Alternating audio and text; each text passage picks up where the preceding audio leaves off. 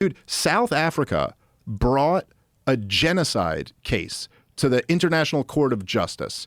And the International Court of Justice ruled that what Israel was doing to Gaza was plausibly a genocide. 21 months ago. 21 months ago, they said this was plausibly a genocide. And the thing's gone on the entire time since then. There was a huge Haaretz piece a couple months ago about, because we've seen so many examples of this, but they had IDF soldiers off the record, and at least one on the record, saying that they were given orders to fire live rounds into the crowds of desperate people trying to get food, who have literally been just having starvation throughout Gaza. I don't know if you saw this, dude. I mean, I actually found this hilarious, but I'm a comedian who has a real twisted, dark sense of humor.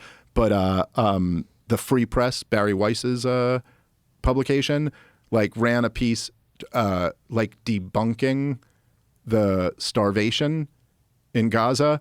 And one of the examples, I'm not making this up, you go look at this. I'm very close to exactly accurate on this. One of the examples they picked was a kid who was starving to death, and their attempt at debunking it was that actually this kid had another major issue when an Israeli bomb cracked his skull. So that's your defense.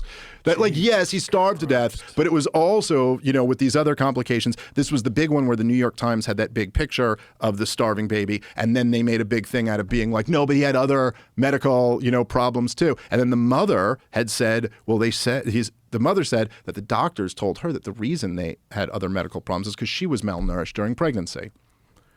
It's okay, so yes, you are right, Israel defenders. The kids starving to death are the ones who have other complications. That's always who dies first in famines. I don't know what victory you think this is. But so since this point, since the International Court of Justice ruled it was plausibly a genocide, the 21 months up to today, since then, I know at least to Ehud Olmert and Ehud Barak, both former prime ministers of Israel, have come out and said Netanyahu's committing war crimes in Gaza.